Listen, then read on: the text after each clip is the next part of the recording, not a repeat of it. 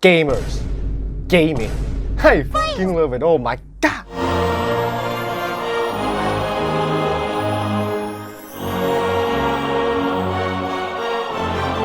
It is such a different thing from movies and TV shows, yeah? It's its own, it's its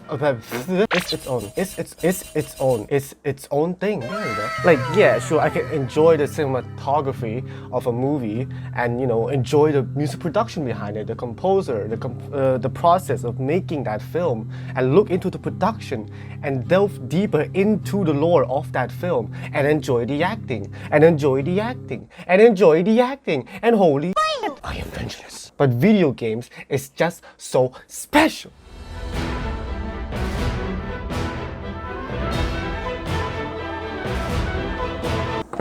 Oh, because in video games, you get to interact with the medium, yeah? I can chop this wood, make this campfire, or rip out this kleiner Scheiße's head off. Video games can also be damn weird. Like, what the f is this game? What is going on? Why is he singing? And holy shit!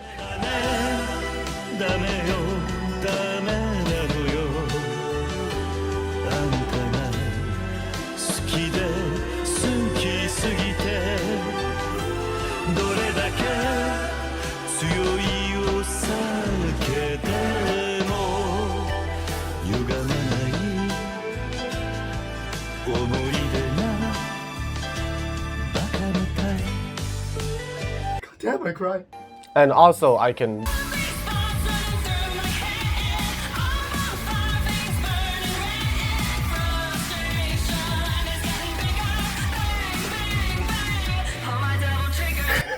So the sequel of Breath of the Wild is coming out, Tears of the Kingdom. Rip. Oh my god, I'm so edgy. And I am so hyped.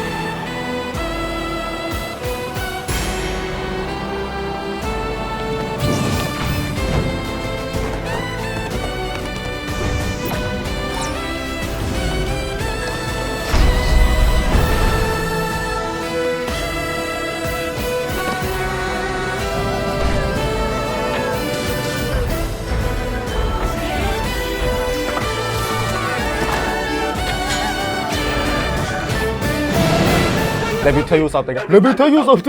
Right, okay, so I think back in 2018 or 19 when my father first bought the Switch for me, you know, the first game that I wanted to play on it was Super Smash Bros. And we bought the special edition. And I mean, yeah, it is really cool.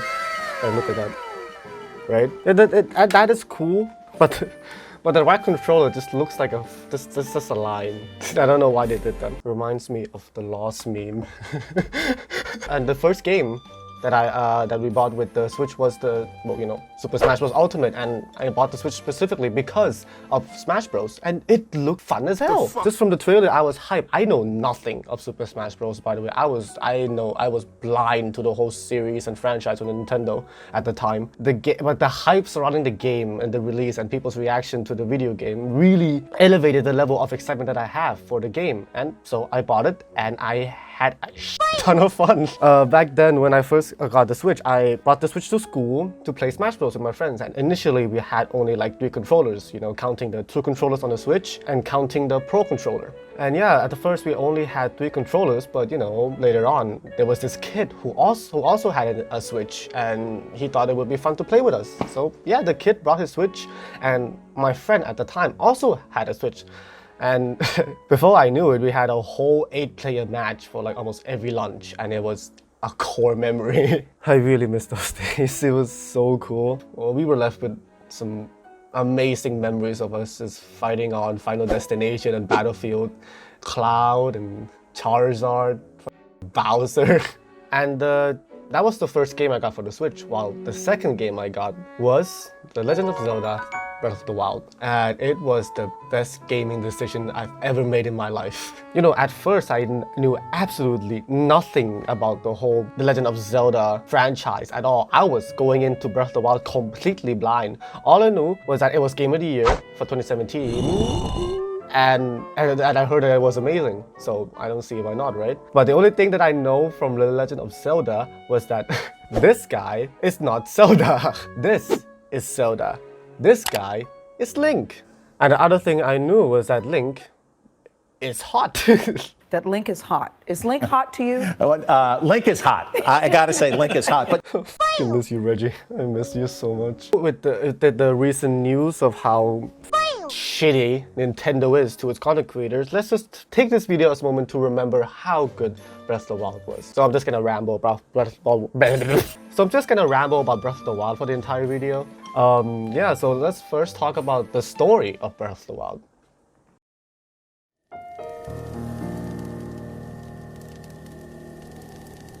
Right, so 100 years ago, there's this war caused by the Calamity Ganon, and you, the protagonist, Link, was severely injured in that battle.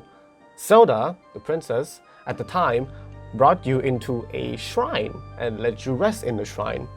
100 years later, Link is awakened, and he goes to finish what he started, to defeat Calamity Ganon. You know, when I was writing the script, it sounded really badass, but now that I say it, it's so nerdy. And that is legit the basic story. That is the story of Breath of the Wild. And most people say that it's basic and whatnot, but for me, at the time as I was playing and slowly discovering these things, at first being completely blind and discovering these story elements, it is so immersive. I love the story, even though it's simple, but the message, I guess, that I got was just, you know, never give up, be helpful, be hopeful, and whatever. And it resonated with me, and I f***ing loved it. It was amazing. The characters were fun, Mipha was amazing, Urbosa's hot as f***. Holy shit.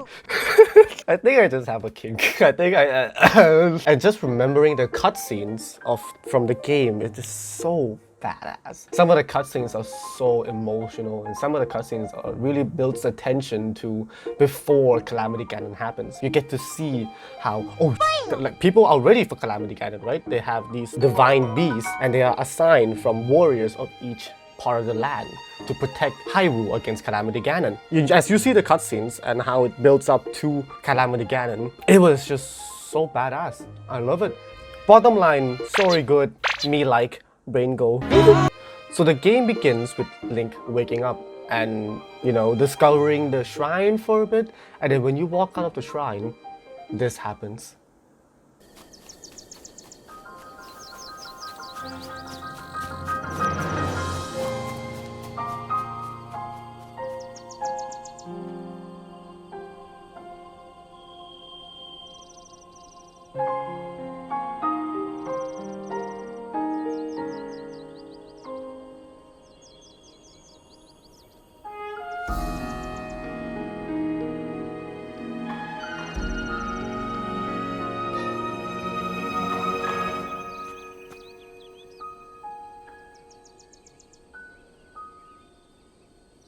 The music, the scenery, the location, the art style, everything is so good. Oh my Buddha, it is the best opening in video games history. No question, shut the fuck up. God of War Ragnarok, who? Thor, what? Kratos, who? Essentially, the first hour is for you to get familiar. What the fuck? So the first hour of the game, they want you to you know, get familiarized with the system of the game and the gameplay. The first hour, where you are, the location that they put you in is called the Great Plateau, and in this Great Plateau, it's essentially a place elevated from the land of Hyrule, and you get to, you know, explore the Great Plateau and see little bits of what the game could be. And after you get the tutorial and finish essentially the tutorial of the game, you open your map and you get to have this amazing feeling of being, wow, that entire first hour of the section, it was amazing. I love it. And so the first hour, you get the feeling like, holy shit, I feel like this is already pretty big and there's a lot of things to do already. And then you zoom out into the map and then you're like, oh, this place feels pretty big already. And then you zoom out even more, and then you realize that the entire map is like 4 or 5 times bigger than the place that you're on. And that feeling of like, holy shit, this map is huge. And plus with the fact that you can climb literally anything in the game, or almost everything, but you can climb 99% of things in the game. And you see how big the map is, it just blows your mind. It blows my mind. It blows many things. And no game I've played gave me that feeling ever. I can see the comparison between Breath of the Wild and Skyrim. Talking about the map, that's a great segue into the next part of this video, the gameplay.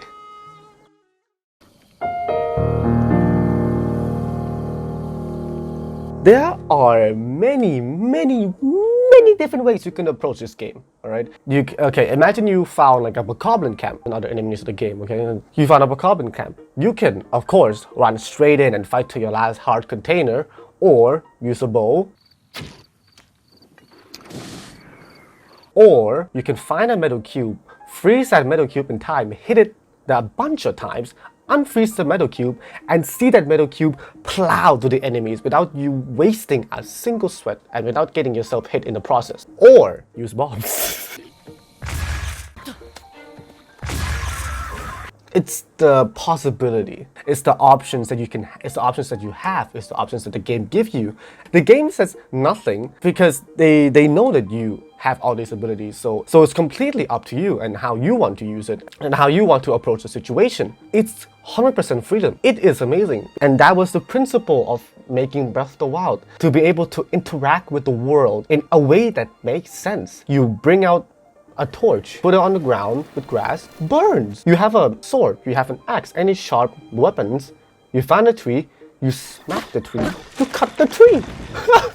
It's crazy. Although yes, there are some limitations. You can't blow up every rock in the game, where you can't create craters in the ground with bombs. You can limit the processing unit of a Switch, because holy, if you were able to terraform the game, I would be crazy. The Switch will. And later on in the game, the combat gets even better because you get new abilities. 4 different distinct cool-ass abilities, right? You get one where it's legit out one life. So when you die, you get revived essentially again, which is crazy. I love it. And the second ability is, an automatic shield that can block anything in the game for 3 times. And then, needs time to charge. And the third ability is legit, you were able to summon lightning with the snap of a finger. That is so badass, and it does so much damage. The lightning of Urbosa's Fury, it is OP. Use it every time you can, and I love it. And the last ability essentially can let you fly. It pushes, you get to fly. And with that ability, you have many more possibilities to approach something. And with the ability being able to fly, it's a great segue into exploration.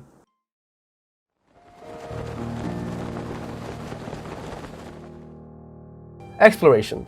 Exploration in Breath of the Wild is just like a cheat code in real life, where you get to time skip. Because at one point I was playing the game, it was like 2:30. It was like 2:30 p.m. I was playing. I look at the clock, 2:30. Like, okay, yeah, sure. I played for a bit more, and then I look at the time again. Shit, 4 p.m.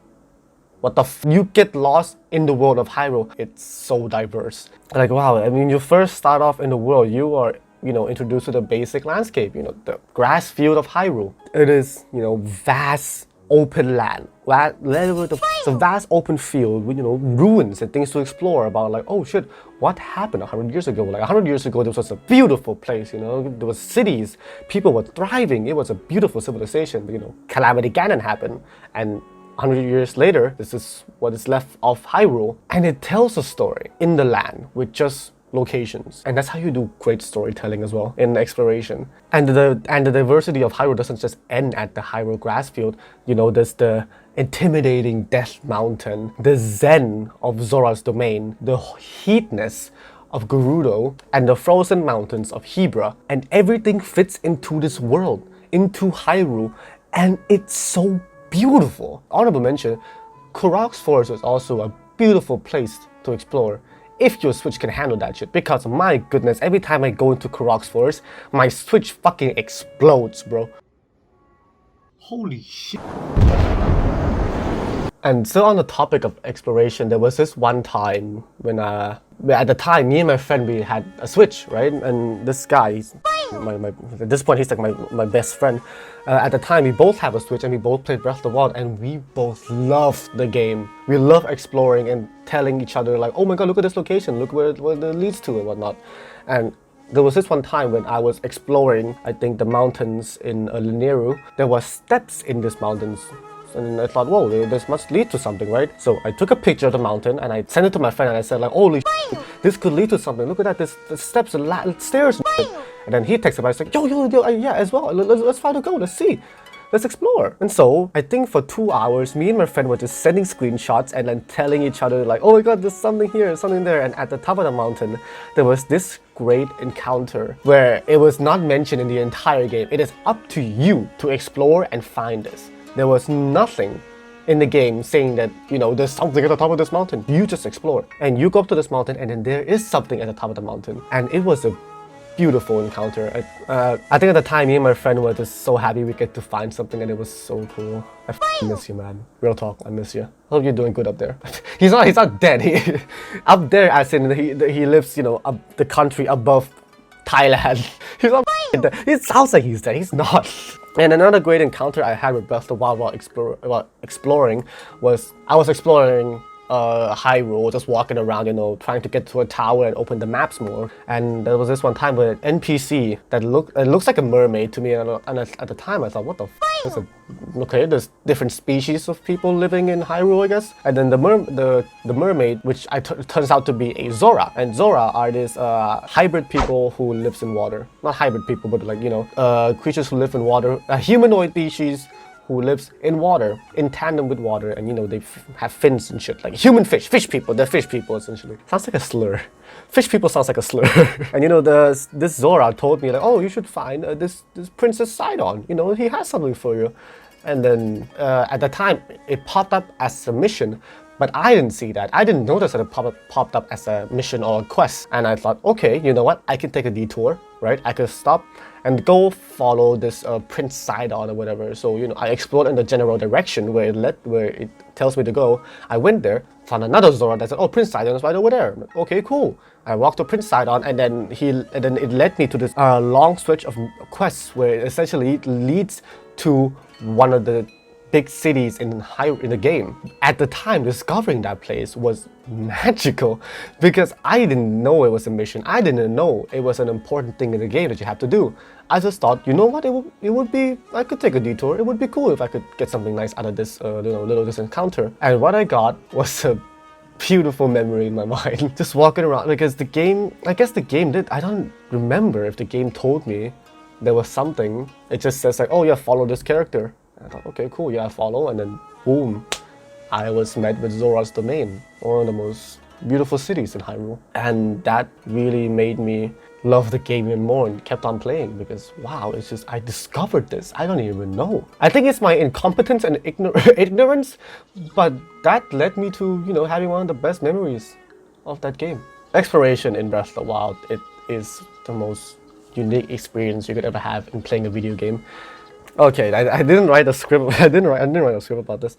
And what makes exploring in Breath of the Wild so good and so unique was the soundtrack and, you know, the ambience of exploring. Because when you get to just walk around in Hyrule, you get this amazing piano ambience in the background, and it's so soft and so, you know, not intrusive. It's like, hey, you're exploring, you're seeing something nice. Let us play something nice for you. That note, that feeling, that piano, it's, at this point, it's nostalgic to me. I feel calm listening to the music of Breath of the Wild because every score in the game, it captures what you're feeling or captures the environment of the game as you're hearing it. When you walk into Kakariko Village, the music is upbeat. It's like, oh my god, this is what Kakariko is. You get to Hateno Village. I'm racist. You get to Hateno Village and then you hear the sound. Every place has its own ambience music. So, in conclusion, let's try to remember Nintendo for the games they make and not for such people they are for treating the content creators like. And there was the recent controversy was, you know, Nintendo copywriting Point Crow's video and almost taking down his channel because he was just, you know, playing the game, bro. And Point Crow, the guy who made the videos about Breath of the Wild, was probably the only reason why Breath of the Wild is still alive to this day and is still getting content out of the game and people are still coming back and loving it. And it's a good thing, but Nintendo just hates it, I guess. Well, so yeah, in conclusion, Nintendo make good games. Nintendo, as people, you guys are cunt. Hi, hello, back again.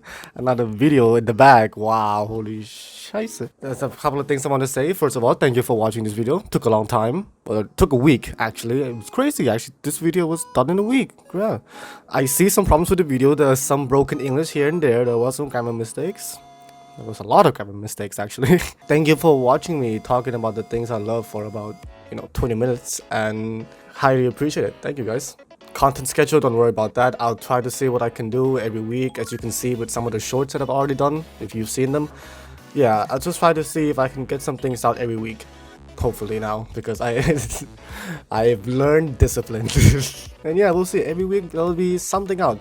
There'll definitely be shorts in between those, because full videos, they take a lot of effort and they take a long time. But yeah, hopefully every week I can hit a schedule. Pray for my downfall. Okay, so thank you for watching once again, and don't forget to drink water. Okay, thank you guys. See ya. Bye bye.